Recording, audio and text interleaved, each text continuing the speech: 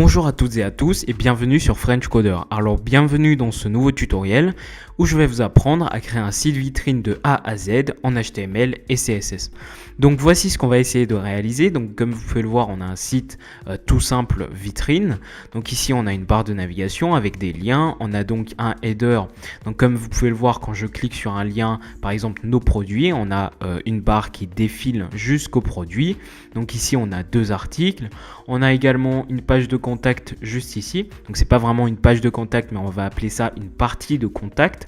Donc là on a un numéro de téléphone, etc. Et ici donc on a quelques petites cartes, si on peut appeler ça comme ça, qui présentent les services de l'entreprise. Donc voilà ce qu'on va essayer de réaliser. Donc comme vous pouvez le voir, quand je me place en format mobile, et bien tout simplement le site s'adapte correctement à la taille d'écran de l'utilisateur. Donc ça c'est plutôt sympa. Donc tout simplement c'est parti. Donc déjà, qu'est-ce qu'un site vitrine? Un site vitrine, c'est tout simplement un site internet qui présente en fait des produits ou des services, par exemple d'une organisation ou d'une entreprise, dans le but en fait d'attirer des visiteurs. Donc là c'est juste un site qui va proposer, qui va en fait montrer ce que propose par exemple une entreprise, mais sans plus. Donc ça veut dire qu'il n'y aura pas de système de connexion avec une base de données, etc. Il n'y aura pas de système de forum, de blog, etc. C'est juste un site avec des images, des articles, etc. qui propose ce que l'entreprise met en valeur en fait. Donc avant de commencer le tutoriel, je vous invite à vous abonner à mon compte Instagram French Coder si ce n'est pas déjà fait. Donc dans ce compte, je vais juste vous partager des tutoriels, des conseils, des astuces à propos du développement web. Et où également, en story, je vous partage des quiz pour vous aider à vous entraîner en fait dans le développement web. Donc voilà, donc on va tout de suite commencer le tutoriel. Donc ce qu'on va venir faire, c'est déjà d'effacer tout ça. Donc j'efface tout ça. Pareil pour le fichier CSS et c'est parfait. Donc on va tout recommencer à partir de zéro. Donc bien sûr vous aurez rien. Donc vous allez juste créer un dossier avec un fichier HTML et CSS et pourquoi pas un dossier image où vous allez stocker toutes vos images. Alors bien sûr le code du tuto se trouve dans la description si vous voulez tout simplement le retrouver.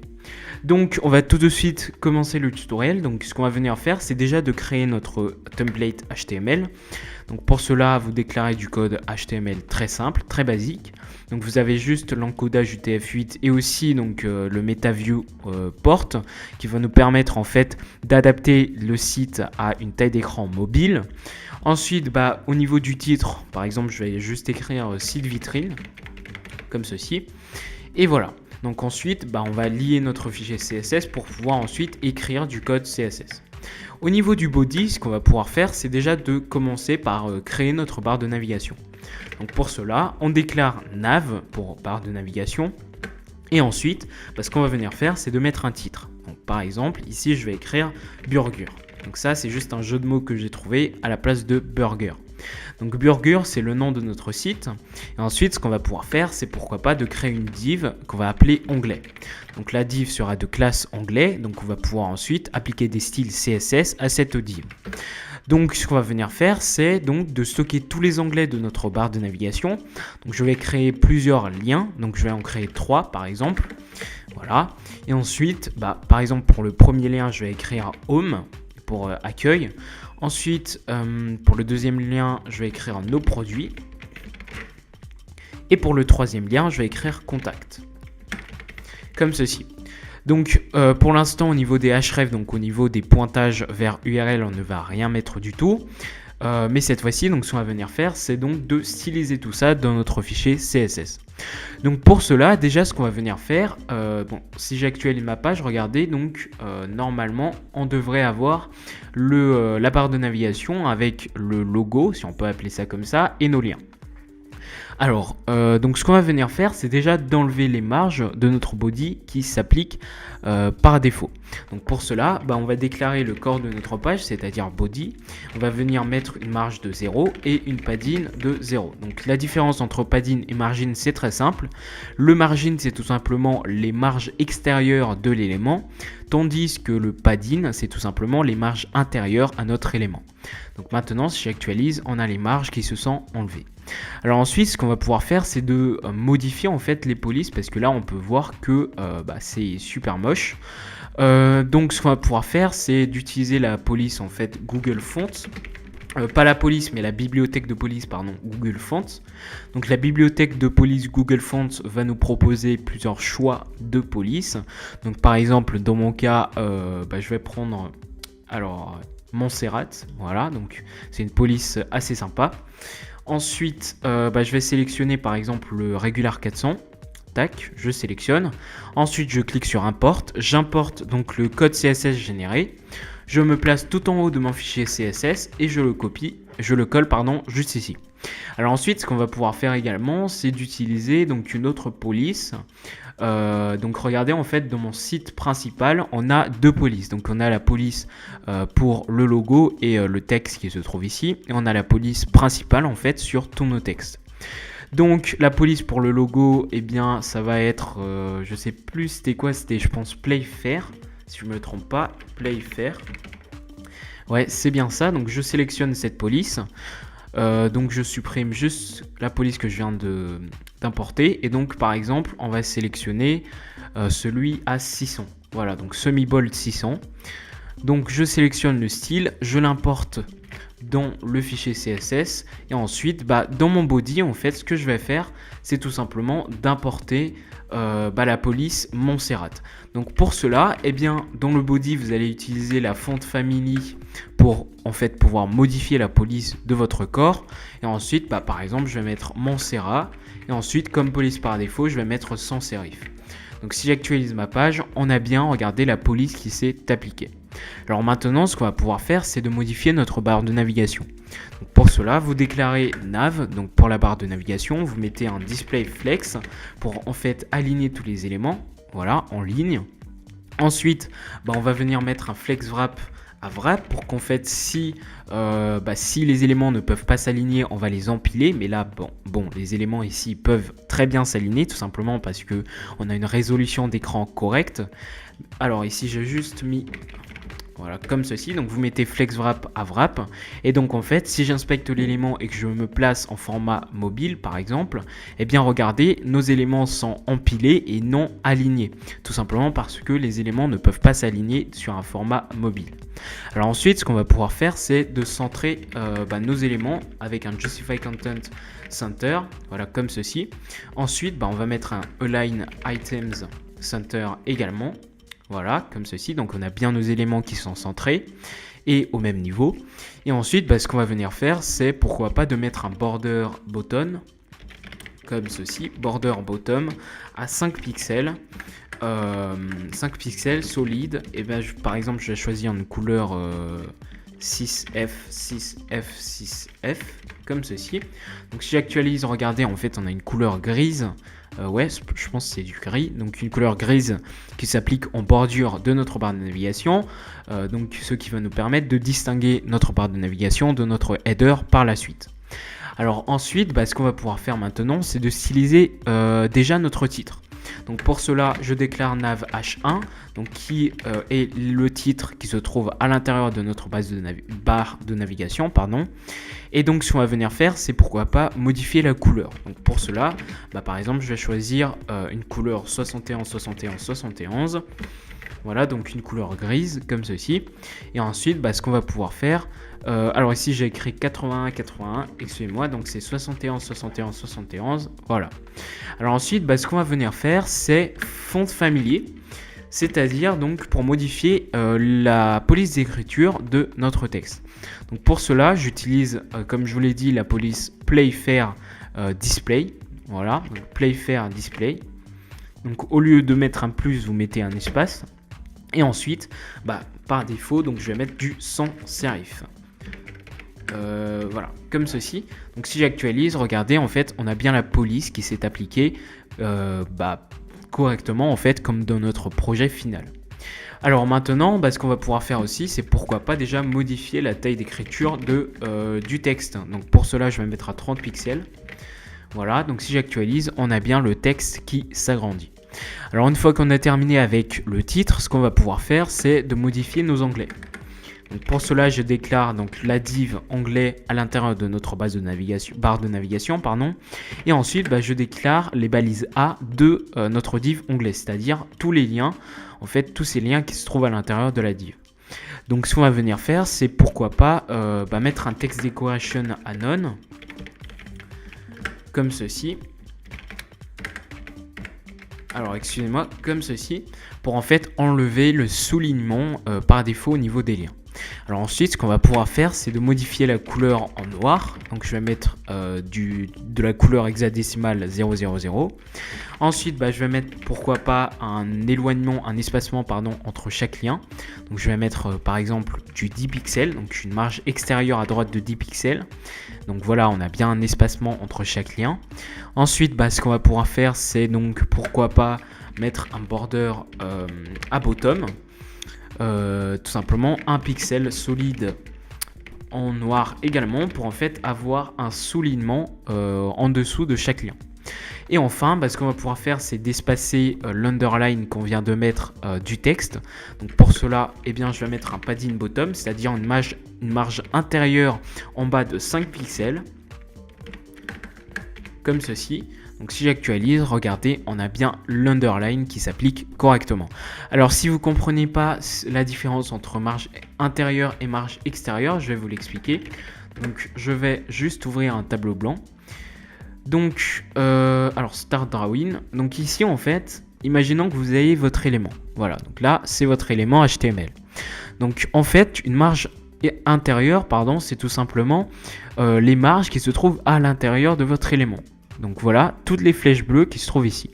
Et les marges extérieures, c'est les marges en fait qui se trouvent à l'extérieur de votre élément. Donc les flèches rouges que je suis en train de dessiner. Donc en fait, par exemple, si on applique une marge à droite comme ici, donc ici une marge à droite de 10 pixels extérieur, ça veut dire qu'on va toucher la marge à droite de 10 pixels extérieur qui se trouve ici. Donc ce qui nous a permis ici de mettre un éloignement, un espacement entre chaque lien. Voilà.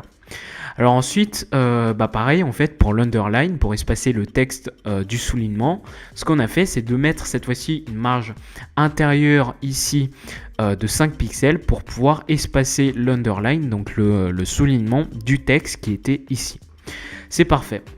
Donc maintenant ce qu'on va pouvoir faire c'est donc de nous occuper de notre nav onglet, donc notre div onglet principal. Donc pour cela, je déclare onglet tout simple, sans les liens. Et ensuite, ce qu'on va pouvoir faire, c'est déjà de mettre un margin top de 3 pixels afin de mieux aligner nos liens avec le titre. Donc si j'actualise, on a bien nos liens qui sont bien alignés au niveau du titre. Et ensuite, ce qu'on va pouvoir faire, c'est de mettre une margin left. Voilà, comme ceci, donc une marge extérieure à gauche cette fois-ci de 300 pixels afin de pouvoir éloigner donc notre titre, notre logo si vous voulez, de nos liens. Donc voilà.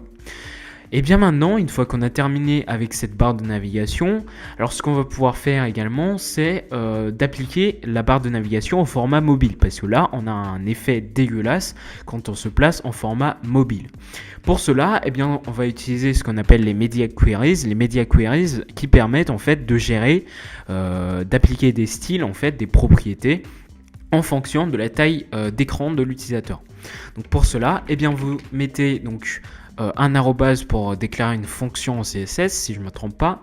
Vous mettez media screen and max width, donc parenthèse max width, et vous mettez la taille d'écran maximale, donc par exemple ici 680 pixels. Et ensuite, ce que vous allez faire, c'est donc de modifier par exemple les onglets déjà de notre barre de navigation si la taille d'écran est inférieure à 680 pixels. Donc vous mettez nav onglet. Donc ce qu'on va venir faire, c'est modifier les onglets comme ceci. Et ce qu'on va pouvoir faire, c'est de mettre une margin left comme ceci à 0 pixels. C'est-à-dire en fait qu'on va annuler la marge qu'on a appliquée tout à l'heure. Donc là, regardez, si je me place en format ordinateur, on a bien une marge entre le logo et nos liens. Alors ici, ce qu'on a fait, c'est en fonction de la taille d'écran, si c'est inférieur à 680 pixels, on enlève cette marge.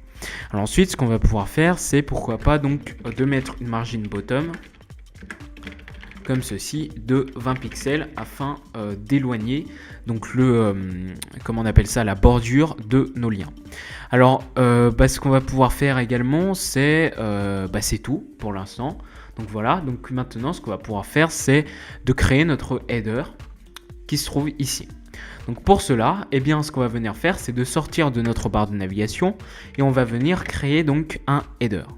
Donc vous utilisez la balise header en HTML et ce que vous allez faire c'est tout simplement de mettre déjà le titre principal, donc le nom de notre application, de notre site internet, donc ici Burgur. Alors maintenant en dessous du texte, du titre, ce qu'on va venir faire c'est de mettre un sous-titre, un titre plus petit, par exemple le meilleur restaurant de burger, comme ceci. Donc si j'actualise ma page, on a bien le titre qui s'affiche juste en dessous. Donc comme vous pouvez le voir, en fait notre texte prend par défaut la police Montserrat juste ici, puisque notre body, donc notre corps de page, a comme police Montserrat. Alors maintenant, ce qu'on va pouvoir faire, c'est pourquoi pas également d'ajouter un bouton.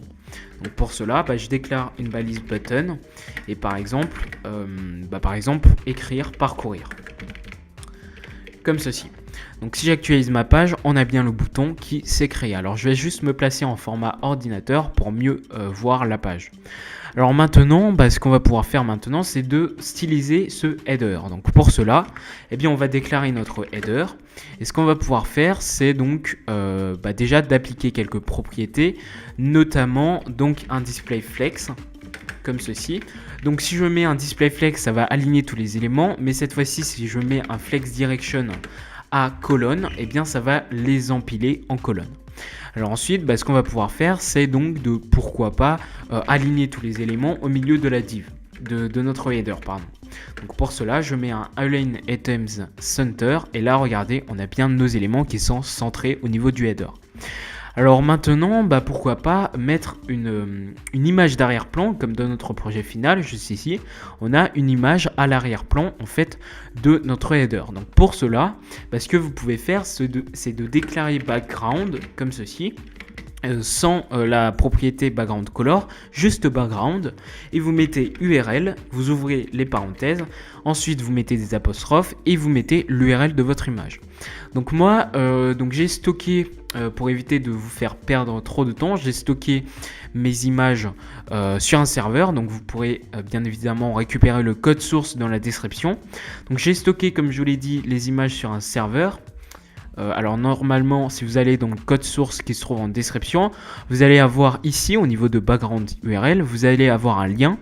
Et si vous copiez-collez ce lien au niveau de votre navigateur, en fait, il va vous rediriger vers l'image en question que j'ai en fait stocké sur le serveur. Sur un serveur en ligne. Mais moi, en fait, dans le serveur local, j'ai l'image directement à l'intérieur de mon dossier image. Donc, bien sûr, vous pourrez télécharger votre image, il n'y a aucun souci à ce niveau et le mettre ensuite dans le dossier image. Donc, comme je vous l'ai dit, j'ai un dossier image et à l'intérieur, donc j'ai tout simplement mon image. Voilà. Donc, ce que je vais pouvoir faire, c'est de spécifier en fait cette image. Donc le dossier image, ensuite je spécifie le nom de l'image et son extension, donc background image header.jpg. Donc si j'actualise, on a bien l'image qui s'affiche correctement. Alors ce qu'on va pouvoir faire aussi, c'est pourquoi pas modifier la taille de l'image, donc background size, et je vais la mettre à cover pour en fait couvrir la totalité de l'image, du header pardon.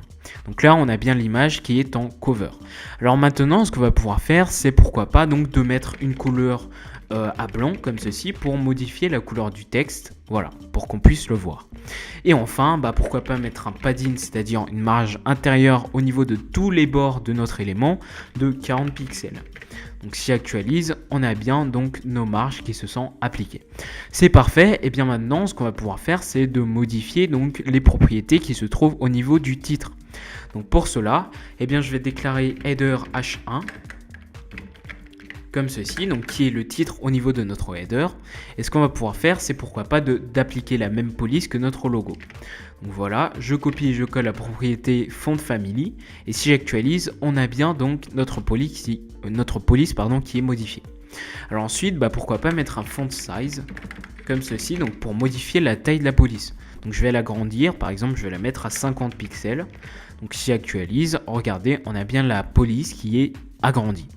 Alors maintenant, une fois qu'on a terminé avec ce titre principal, on va s'occuper du petit titre H4 qui se trouve juste en dessous. Donc pour cela, je vais tout simplement, donc pourquoi pas copier-coller le même code. Voilà, je vais le coller juste ici. Et ce que je vais faire, c'est juste modifier H1 en H4. Et ce que je vais faire, c'est de supprimer toutes les propriétés et d'en appliquer de nouvelles.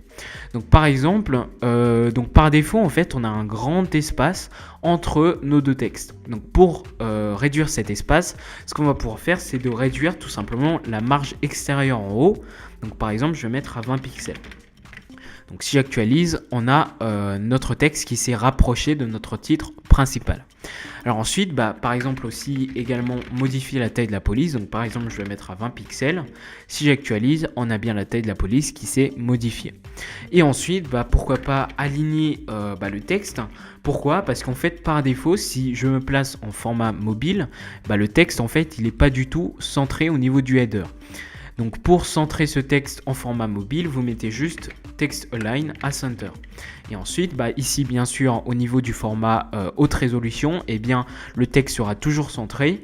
Par contre maintenant, si j'inspecte l'élément et que je me place en format mobile, on a bien le texte qui est centré. Et ensuite, ce qu'on va pouvoir faire, c'est donc de, pourquoi pas, appliquer une bordure bottom, comme ceci, donc border bottom de 1 pixel, pourquoi pas solide, et je vais le mettre en blanc comme ceci pour avoir un underline en dessous de notre titre. Alors une fois qu'on a terminé avec ce sous-titre, ce qu'on va pouvoir faire, c'est de nous occuper du bouton. Donc pour cela, on va déclarer notre header button, voilà comme ceci. Et ensuite, ce qu'on va venir faire, c'est d'appliquer plusieurs propriétés. Donc notamment un padding de 10 pixels et de 20 pixels, donc c'est-à-dire une marge intérieure en haut et en bas de 10 pixels et une marge intérieure à droite et à gauche de 20 pixels. Donc si j'enregistre et que j'actualise, on a bien notre bouton qui s'agrandit. Et ensuite, ce qu'on va pouvoir faire, c'est de mettre un background color à blanc. Et ensuite, la couleur du texte, ça sera du noir, comme ceci. Donc je vais juste mettre un espace, voilà, comme ceci. Et ensuite, je vais mettre un border none pour en fait enlever la bordure au niveau du bouton. Voilà. Donc ensuite, ce qu'on va pouvoir faire, c'est de modifier déjà la taille d'écriture de notre bouton. Donc par exemple, je vais appliquer une taille de 20 pixels. Donc si j'actualise, on a bien la taille qui s'est modifiée. Et enfin, pourquoi pas utiliser la même police en fait que notre titre principal. Donc pour cela, je vais comme d'habitude utiliser la police playFair display comme ceci. Et enfin, quand en fait je clique sur le bouton, on a en fait cet effet rouge qui apparaît autour du bouton. Donc pour enlever cet effet, vous mettez juste un outline comme ceci à none. Comme ceci. Donc si maintenant je clique sur le bouton, l'effet d'entourage en rouge a disparu. Et enfin, pourquoi pas mettre un curseur à pointeur pour pouvoir en fait, lorsque je place mon curseur au-dessus du bouton, il se modifie en un pointeur. Et voilà, donc comme vous pouvez le voir, on a terminé avec notre header. Donc ça ressemble à peu près à ce qu'on a en fait. Alors attendez, donc ça ressemble à peu près à ce qu'on a normalement dans notre projet final juste ici. Donc maintenant, ce qu'on va pouvoir faire, c'est de nous occuper en fait de la partie principale, c'est-à-dire donc les deux cartes en fait qui se trouvent juste ici. Donc pour cela, ce qu'on va pouvoir faire, c'est qu'au niveau de notre fichier HTML, on va venir créer, donc on va sortir de notre header et on va venir créer une nouvelle section. Une nouvelle section qu'on va appeler pourquoi pas main pour principal.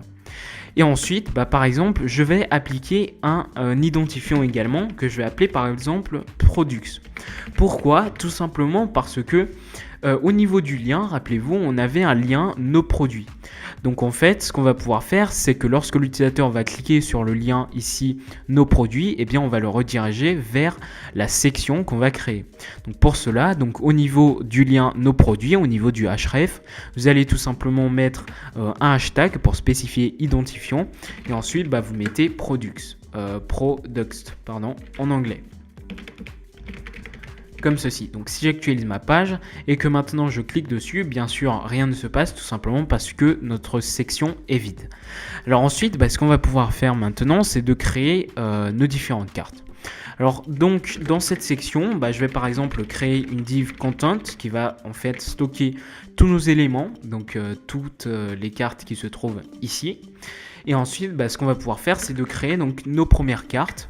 Donc par exemple, je vais créer une première carte que je vais appeler card. Donc la classe sera card.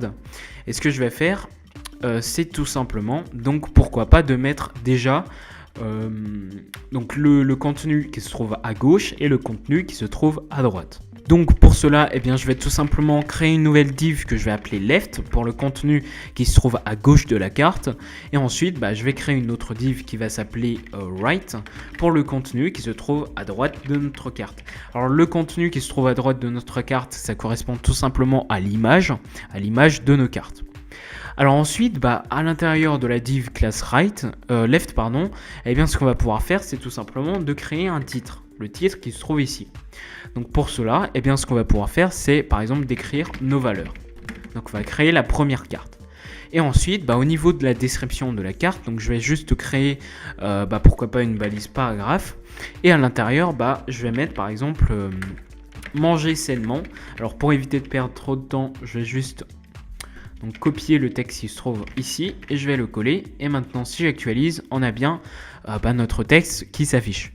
Donc au niveau de la partie right, c'est-à-dire la partie droite de notre carte, ce qu'on va pouvoir faire, c'est d'afficher l'image. Donc pour cela, on utilise la balise img et comme d'habitude, en fait, dans mon dossier image, j'ai déjà donc là l'image, donc burger1.jpg.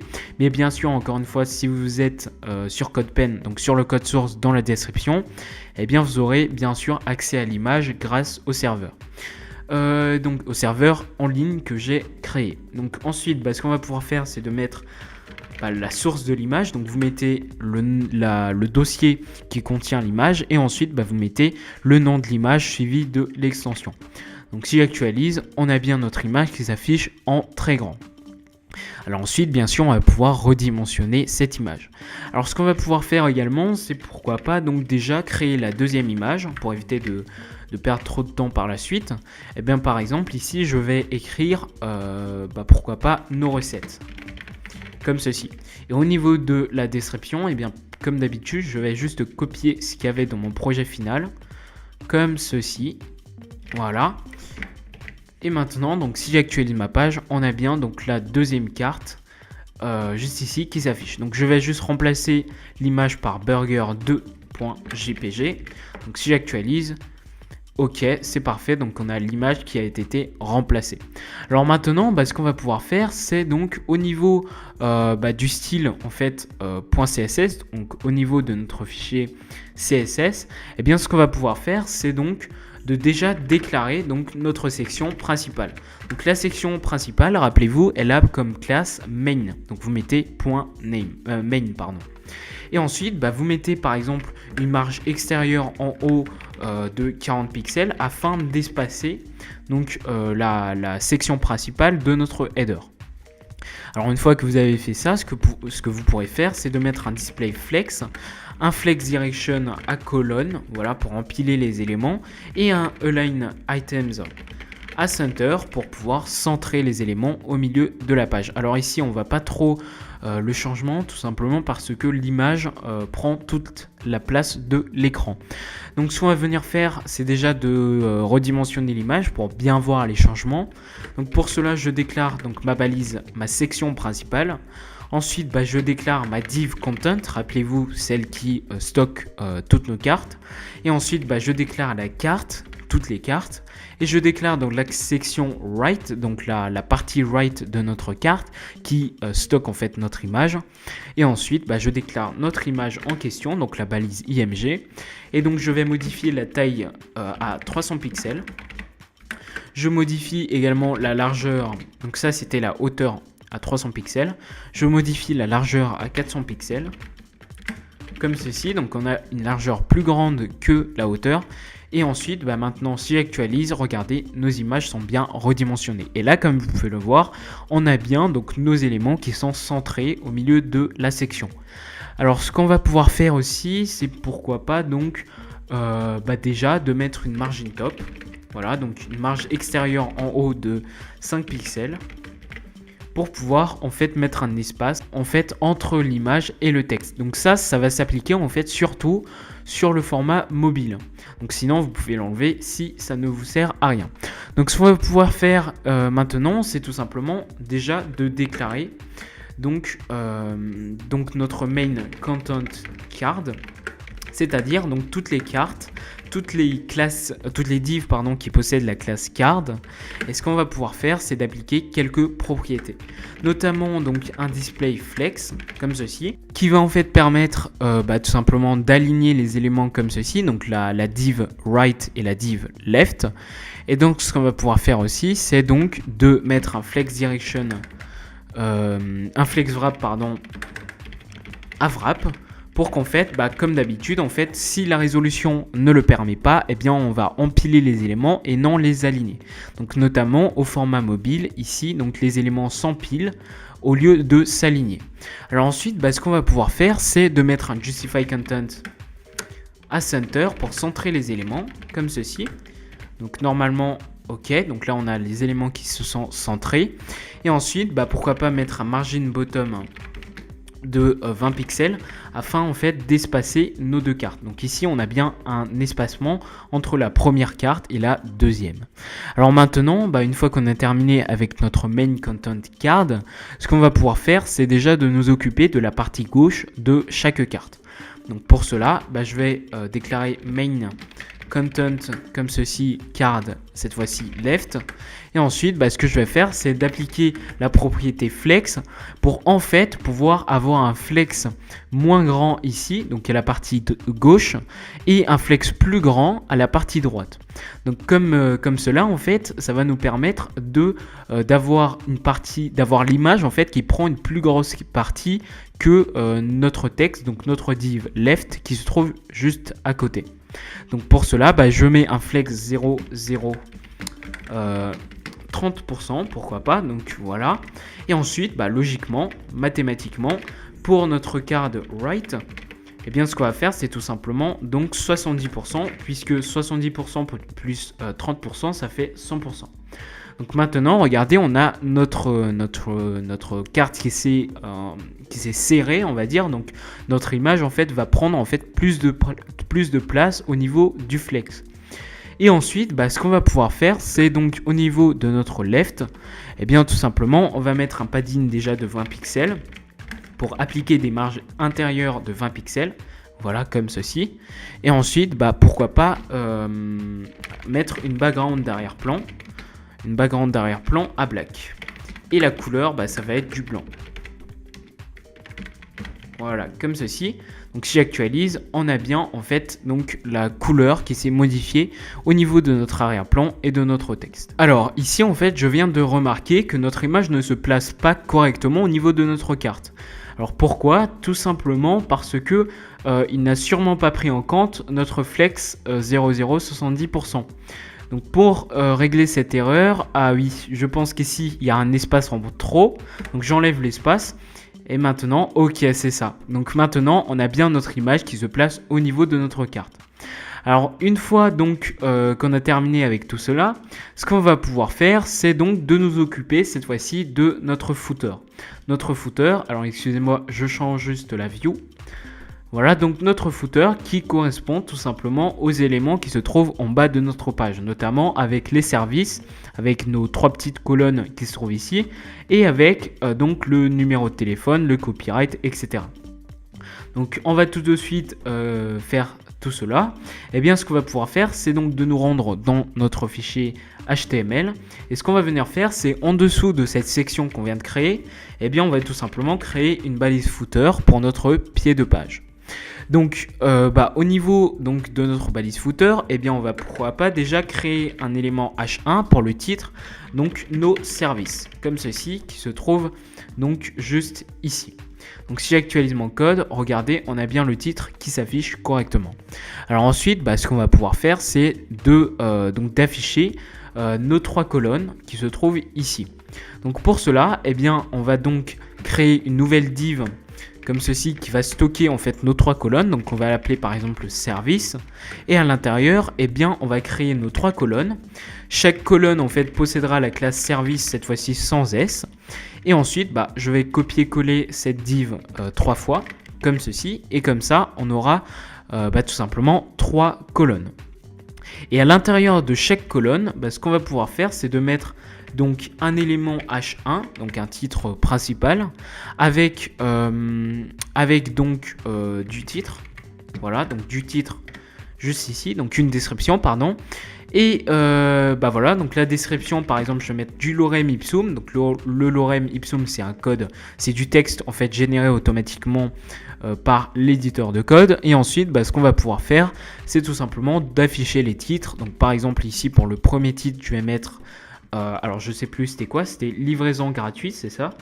Donc livraison gratuite. Ensuite, le deuxième, ça va être paiement en ligne. Et pour le troisième, ça va être aimé ou remboursé. Comme ceci. Donc maintenant, si j'actualise ma page, regardez, on a bien nos trois parties qui s'appliquent correctement. Alors ensuite, ce qu'on va venir faire aussi, c'est au niveau du même footer, je vais afficher le texte de contact. Donc je vais créer un paragraphe de classe contact. Pourquoi pas même d'id contact pour en fait ici au niveau de notre lien pouvoir accéder à cet élément directement en cliquant sur le lien dans la barre de navigation. Donc ici je remplace le href par tout simplement contact, par l'id contact comme ceci. Et ensuite maintenant ce qu'on va pouvoir faire c'est donc alors ici j'ai oublié d'écrire contact, ok. Et ensuite, ce qu'on va pouvoir faire, c'est de copier donc, le texte de contact qui se trouve ici. Et à la place du petit c de copyright, eh bien, je vais écrire copy pour en fait créer un symbole de copyright. Donc maintenant, si j'actualise, on a bien donc notre texte qui s'affiche correctement. Alors une fois qu'on a terminé avec le code HTML, ce qu'on va pouvoir faire, c'est de nous occuper du code CSS. Donc pour cela, je déclare footer, donc pour le pied de page. Et ensuite, ce qu'on va pouvoir faire, c'est d'éloigner déjà notre footer de 40 pixels à partir du haut de nos cartes principales, donc de notre section principale. Donc on a bien un espace entre notre section principale et notre footer. Alors ensuite, ce qu'on va pouvoir faire, c'est déjà de mettre, comme en fait pour notre barre de navigation, une bordure, cette fois-ci en fait une border top de 5 pixels, solide. Et bien je vais prendre la même couleur, donc je pense que c'était 6F, 6F, 6F. Voilà, donc une couleur grise. Et là, regardez, donc on a bien la même couleur, la même bordure qui se situait au niveau de notre barre de navigation, juste ici, pour séparer le header et la barre de navigation. Et bien, on le retrouve au niveau du footer pour séparer en fait la section principale et le footer. Alors une fois qu'on a terminé avec cette bordure, ce qu'on va pouvoir faire, c'est de modifier donc la couleur d'arrière-plan de notre page, donc de notre footer, pardon. Donc par exemple, je vais utiliser une couleur noire comme ceci. Voilà, et donc là on a bien notre footer qui est en noir, mais sauf qu'ici, donc regardez le texte, on ne voit plus trop le texte, donc pour cela je modifie la couleur du texte en blanc. Donc si j'actualise, on a bien le texte qui s'affiche donc correctement. Alors ensuite, ce qu'on va pouvoir faire, c'est donc pourquoi pas mettre une marge intérieure à l'intérieur de notre pied de page, tout simplement parce qu'ici, en fait, nos éléments sont collés au niveau de la bordure du footer. Donc pour mettre donc une marge, en fait, ce qu'on va pouvoir faire, c'est de mettre une padding de 30 pixels en haut et en bas, et une padding de 100 pixels à droite et à gauche. Et maintenant, regardez, donc on a bien la marge qui s'applique correctement. Alors maintenant, une fois qu'on a terminé avec le footer brut, ce qu'on va pouvoir faire, c'est de modifier un par un en fait nos éléments qui se trouvent à l'intérieur. Donc pour cela, eh bien, je déclare footer h1 et cette fois-ci, par exemple, je vais prendre en fait comme d'habitude pour tous nos titres, je vais prendre la font family Playfair Display. Donc la police Playfair Display. Donc regardez, on a bien en fait tout simplement notre police qui s'est modifiée. Alors sauf qu'il a également appliqué sur toutes les balises H1, ce qui n'est pas un effet désiré. Donc la petite astuce, c'est tout simplement de pourquoi pas modifier les balises H1 qui se trouvent à l'intérieur de chaque colonne en H3. Comme ça, en fait, le style de la balise H1 ne va pas s'appliquer au niveau des balises H3. Si j'actualise, regardez, donc on a bien la police qui n'est pas modifiée au niveau de nos éléments H3. C'est parfait. Alors ensuite, ce qu'on va pouvoir faire, c'est donc de tout simplement déclarer une border bottom. Donc border bottom à 1 pixel solide et en blanc comme d'habitude, comme ceci, pour pouvoir en fait avoir un soulignement au niveau de notre texte. Alors le soulignement ici, eh bien, il est trop grand. Donc dans notre projet final, regardez, on a un soulignement qui est plus petit. Donc ce qu'on va pouvoir faire, c'est tout simplement de jouer sur la largeur. Donc pour cela, eh bien, vous mettez donc un width à pourquoi pas, je sais pas, 20%, voilà. Et ensuite, si j'actualise, regardez, donc on a bien le soulignement qui s'est rétréci. Donc une fois qu'on a terminé avec ça, ce qu'on va pouvoir faire, alors ce que je vais juste faire, c'est d'ajouter une petite marge entre le texte et le soulignement. Et bien ce qu'on va pouvoir faire, c'est de mettre un padding bottom, comme d'habitude, de 5 pixels. Donc si j'actualise, ok, c'est parfait. Alors maintenant, on va passer aux choses sérieuses, c'est-à-dire donc les différentes colonnes qui se trouvent juste en dessous.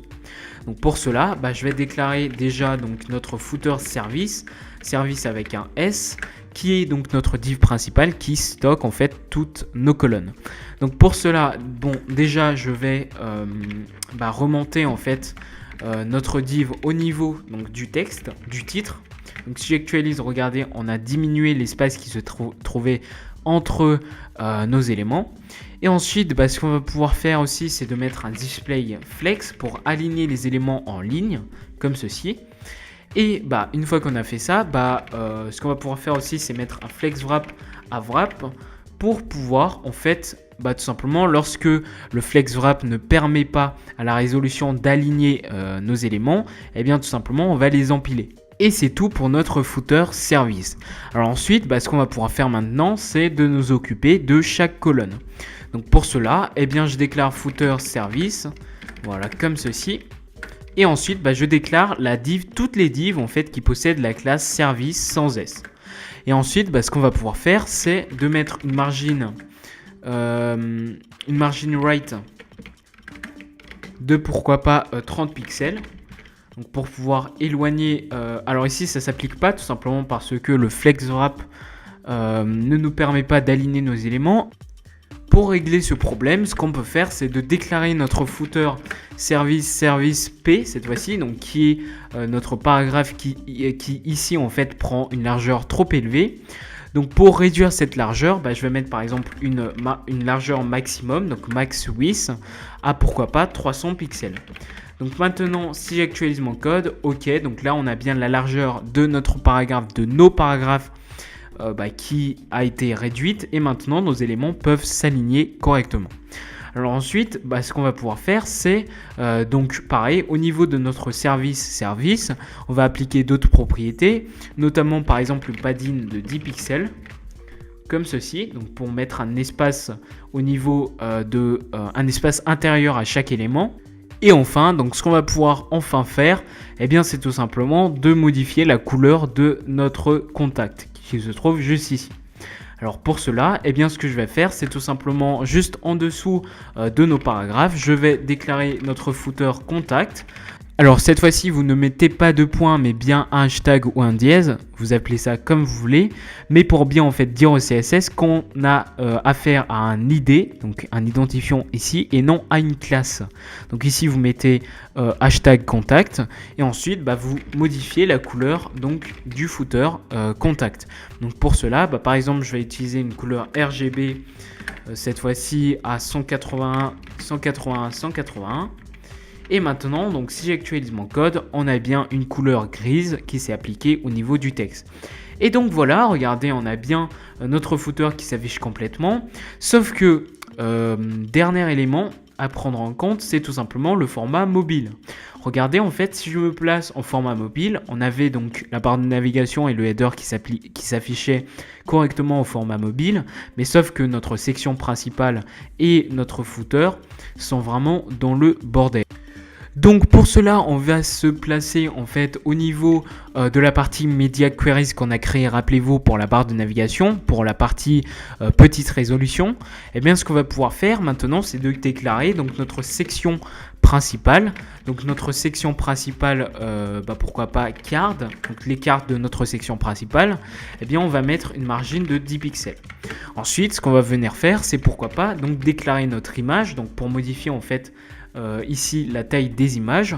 Donc pour cela, je déclare main content card right et img comme ceci. Et ensuite, ce que je vais faire, c'est de modifier la taille de l'image. Donc la hauteur, je vais mettre à 200 pixels et la largeur, ça fera du 100% comme ceci. Donc si j'actualise, regardez, donc la taille de l'image a bien été redimensionnée. Ensuite, ce qu'on va pouvoir faire, c'est de mettre donc un margin top de 0 pixels pour pouvoir en fait placer notre image, coller en fait notre image au niveau de, du texte qui se trouve juste ici. Alors ensuite, une fois qu'on a fait ça, ce qu'on va pouvoir faire, c'est de déclarer donc main content card. Et ensuite, ce que je vais faire, c'est de mettre un display block pour en fait annuler notre display flex. Voilà, donc comme vous pouvez le voir, quand je mets un display block, eh bien notre display flex est annulé et du coup, regardez, on a bien notre texte, notre partie gauche qui en fait se place correctement en fonction de l'image. Et enfin, ce qu'on va pouvoir faire, c'est de modifier cette fois-ci notre footer, puisque notre footer ne s'affiche pas correctement. Donc ce qu'on va juste faire, c'est pourquoi pas diminuer les marges. Donc ce que je vais faire, c'est déclarer le footer et je vais diminuer les marges à 30 pixels. Donc la margine, la padding, c'est-à-dire la marge intérieure, je la diminue à 30 pixels. Et maintenant, regardez, donc on a bien notre footer qui s'affiche correctement. Et comme vous pouvez le voir, notre site vitrine est terminé. On a bien donc notre barre de navigation, notre header.